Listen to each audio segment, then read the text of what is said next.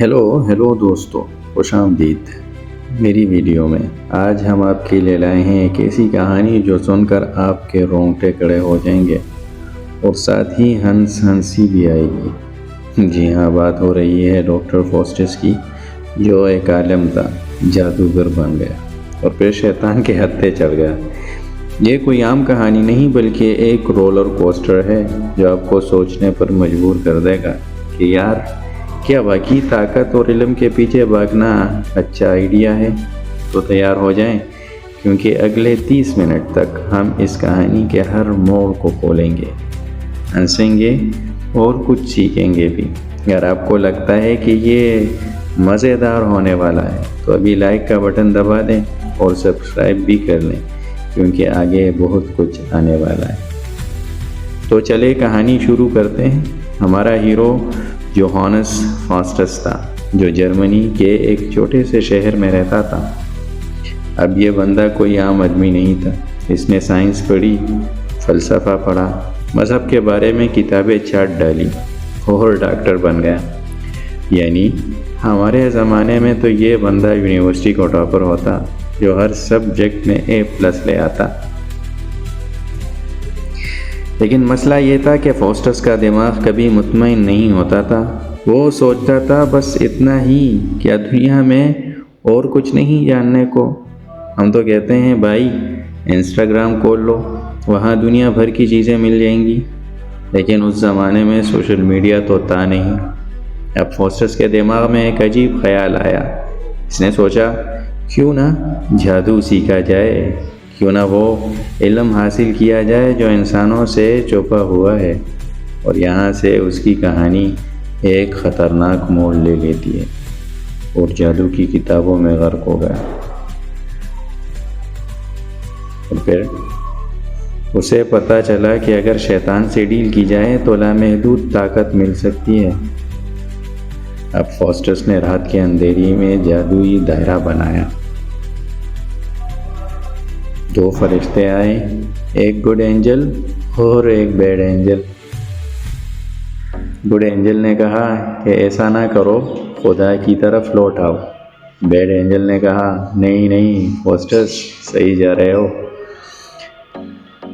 طاقت کو اپناؤ، طاقت سے سب کچھ حاصل کر لو، اور طاقت سے ہی سب کچھ ہوتا ہے۔ اور پھر اس نے وہ دائرہ بنا ڈالا، کچھ عجیب و غریب منتر پڑھے، اور پھر کیا ہوا؟ یہ میفسٹوفیلس نامی شیطان اس کے سامنے آ گیا۔ اب یہ میفسٹوفیلس کوئی عام شیطان نہیں تھا، بلکہ شیطانوں کا بیک اینڈ سپورٹ تھا، جو اپنے باس یعنی لوسیفر کے لیے کام کرتا تھا۔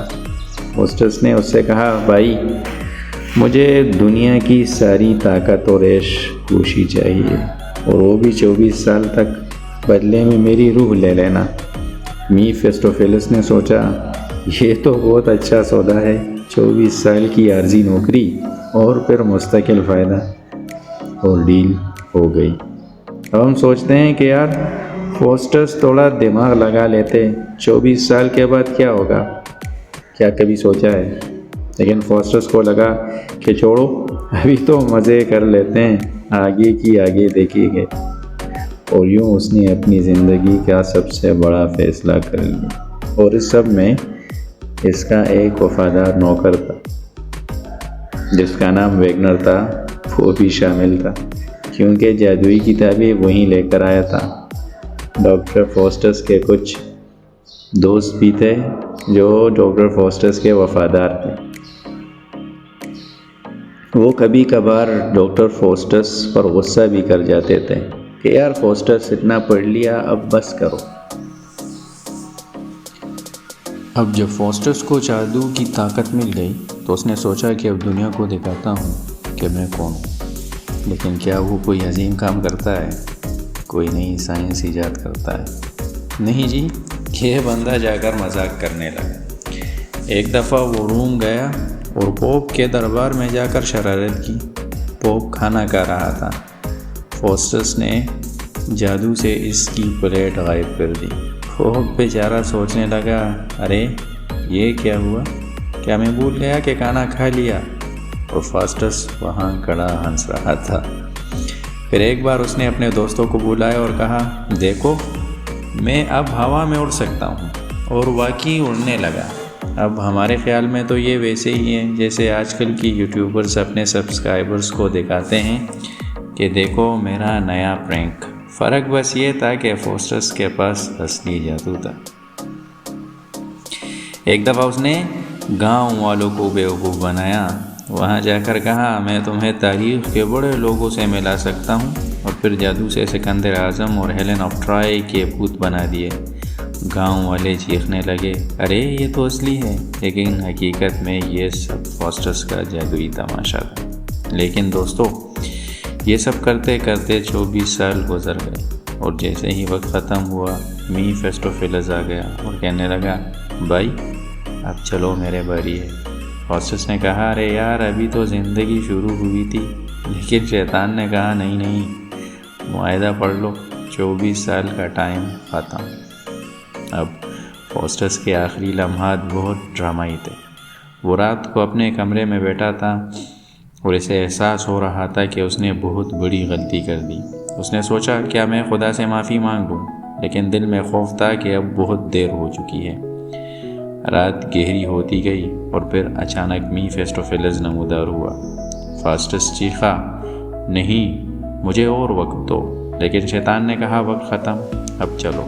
اور کہانی کے مطابق اگلی صبح فاسٹس کا کمرہ خالی تھا، بس دیواروں پر خون کے دھبے تھے۔ اب یہ سن کر آپ سوچ رہے ہوں گے، یار کتنا خوفناک انجام۔ لیکن اس کہانی کا اصل مقصد خوفزدہ کرنا نہیں، بلکہ ہمیں سمجھانا ہے کہ لالچ اور حد سے زیادہ خواہشات انسان کو تباہ کر دیتی ہے۔ فاسٹس اگر اپنے علم کو اچھے کاموں کے لیے استعمال کرتا تو شاید وہ تاریخ کا ہیرو بنتا، نہ کہ ایک افسوسناک کہانی۔ تو دوستو، یہی تھا اور یہی تھی ڈاکٹر فاسٹس کی کہانی، جو کرسٹوفر مارلو نے لکھی اور جو آج بھی ہمیں سوچنے میں مجبور کرتی ہے۔ ہمارے زمانے میں تو ہم کہہ سکتے ہیں، بھائی اتنی محنت کیوں؟ یوٹیوب پر ویڈیو بنا لو، پیسے کما لو اور عیش کروا۔ لیکن فاسٹس کے پاس یہ آپشن نہیں تھا۔ امید ہے کہ آپ یہ چند منٹ کا سفر پسند آیا ہوگا۔ اگر ہاں تو لائک ضرور کریں، کامنٹ میں بتائیں کہ آپ کو سب سے زیادہ کیا پسند آیا، اور چینل کو سبسکرائب کر لیں۔ اگلی ویڈیو میں ملاقات ہوگی ایک نئی کہانی کے ساتھ۔ تب تک اللہ حافظ، اور ہنستے رہو، ہنساتے رہو۔